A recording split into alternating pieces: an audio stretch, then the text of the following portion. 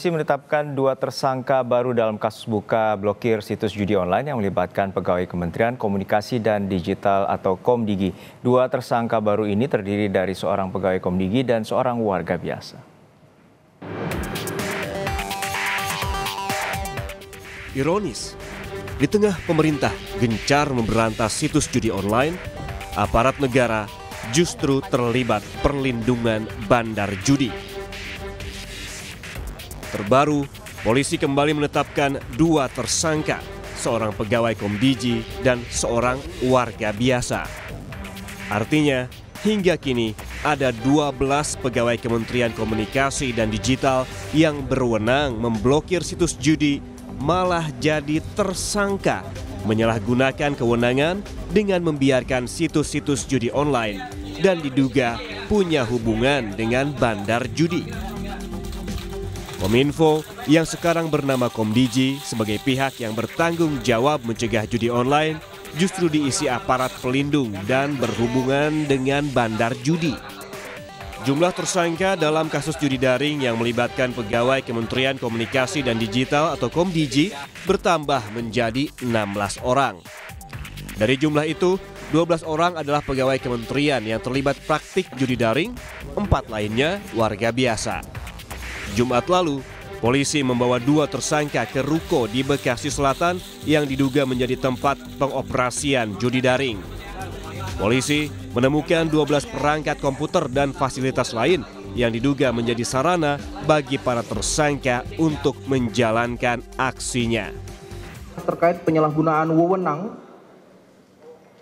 oleh oknum pegawai pada kementerian yang menerima sesuatu untuk tidak melakukan tugas dan fungsinya.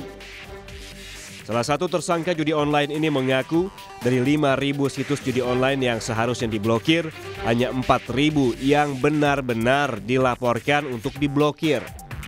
Sedangkan 1.000 situs lainnya dijaga agar terhindar dari pemblokiran. Tersangka mengaku mendapat 8,5 juta rupiah dari setiap pengelola situs yang tidak diblokir. Selain menggeledah ruko di Bekasi, polisi juga menggeledah kantor Kementerian Komunikasi dan Digital. 4 tersangka dihadirkan dalam penggeledahan. Menteri Komunikasi dan Digital Mutia Hafid mendukung penuh penyidikan polisi. Ia mempersilahkan aparat masuk ke kantornya. Kita amat mendukung dan sekali lagi membuka pintu kepada kepolisian untuk melakukan jika diperlukan pengembangan penyidikan ke dalam, termasuk kalau memang harus masuk ke kantor kami di Komdigi. Bagi kami ini baik sekali lagi sebagai upaya bersih-bersih agar kantor kami juga bisa menjalankan tugas dan fungsi yang diamanahkan Presiden dengan baik. Jadi tadi Presiden menyampaikan bahwa langkah-langkah sudah betul diteruskan. Kita saat ini kan melakukan sterilisasi di lantai-lantai yang terkait. Fenomena judi online menjadi tantangan besar di era digital. Langkah polisi membongkar keterlibatan pegawai pemerintahan dalam judi online patut didukung, sehingga tidak berhenti di 12 pegawai yang sudah jadi tersangka, tetapi harus dicari hingga ketemu siapa yang berada di belakangnya.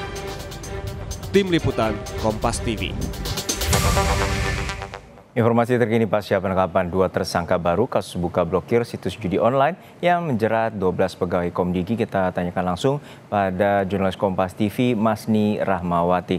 Masni, untuk saat ini polisi menyatakan ada DPO terkait dengan kasus judi online yang menjerat pegawai Komdigi. Lalu seperti apa koordinasi yang telah dilakukan dengan pihak kepolisian dan juga Kementerian Komdigi?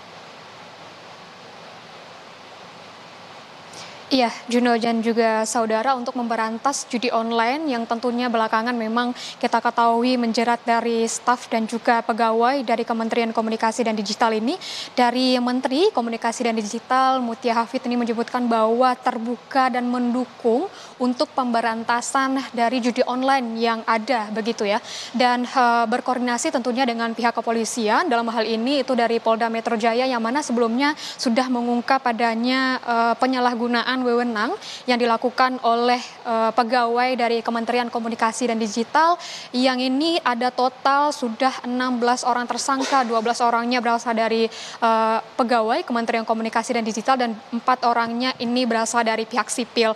Dan memang tadi saya sebutkan kalau dari Kementerian Komunikasi dan Digital ini terbuka bagaimana nantinya dari pihak kepolisian jika ingin melakukan penggeledahan dan juga pemeriksaan lebih mendalam ke kantor Kementerian Komunikasi dan Digital dari Menteri Mutiafid ini menyebutkan terbuka dan juga akan bekerja sama jika akan adanya penggeledahan seperti itu. Kalau kita melihat kembali pada hari Jumat lalu dari pihak kepolisian dalam hal ini Polda Metro Jaya sudah melakukan penggeledahan di kantor Kementerian Komunikasi dan Digital, juga sudah membawa beberapa barang bukti. Kalau kita melihat itu ada satu box kontainer begitu dan juga membawa tersangka dari kantor kementerian. Dan kalau kita merujuk kembali bagaimana dengan kronologis kasusnya begitu ya, sebelumnya dari Polda Metro Jaya ini sudah melakukan penggeledahan juga penggerebekan di kawasan Bekasi, di mana ini mendapatkan tempat dari atau kantor dari beberapa orang tersangka ini melakukan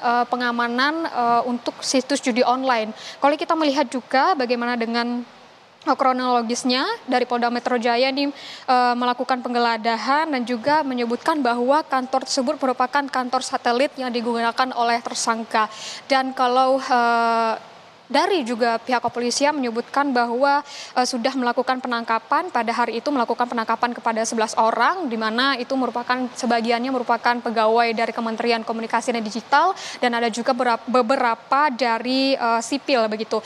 Dan hingga saat ini masih dilakukannya pemeriksaan lebih mendalam dan juga pendalaman kasus begitu ya, apakah nantinya akan ada tersangka baru atau akan ada pengembangan kasus lainnya begitu Juno dan juga saudara. Kita masih menunggu bagaimana koordinasi dari Kementerian Komunikasi dan Digital dan juga dengan pihak kepolisian, Juno. Kita nantikan bagaimana pengusutan tuntas dari pihak kepolisian dan juga Kementerian Komdigi untuk mengusut tuntas dari situs judi online ini. Terima kasih jurnalis Kompas TV Masni Rahmawati dari kantor Kementerian Komdigi. Dan saudara, Gunawan Satbor, konten kreator asal Sukabumi, Jawa Barat, menjadi tersangka kasus dugaan promosi judi online. Selain Satbor, polisi juga menangkap 2 orang rekannya. Gunawan ditangkap polisi setelah melakukan siaran langsung di akun TikToknya. TikToker asal Sukabumi yang terkenal dengan joget beras habis ini ditetapkan menjadi tersangka setelah menjalani pemeriksaan di Polres Sukabumi. Selain Gunawan, polisi juga menangkap 2 orang rekan. Melalui pesan singkat, Kapolres Sukabumi AKBP Samian membenarkan penangkapan dan penetapan Gunawan Satbor sebagai tersangka terkait promosi judi online di akun media sosial. AKBP Samian menyebut ia sudah menjadi tersangka. Menurut rencana, polisi akan menggelar konferensi pers pada hari Senin ini.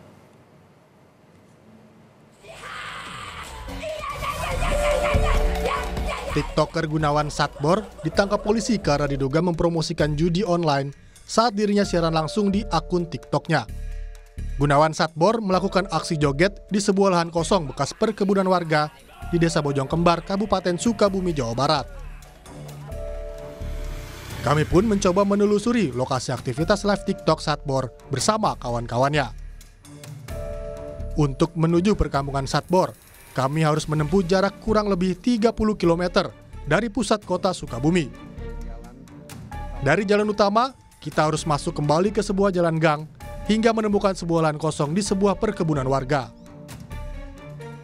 Ya, saudara, ini adalah lokasi yang biasanya digunakan Satbor untuk live TikTok bersama puluhan orang. Dan ini adalah sebenarnya jalan perkampungan, atau kalau kita lihat di depan ini adalah jalan masuk gang, dan ini adalah ada lahan kosong yang memang biasanya disinilah Satbor dan kawan-kawan melakukan live TikTok, joget-joget, dan bahkan mungkin ada satu adegan yang berguling-guling.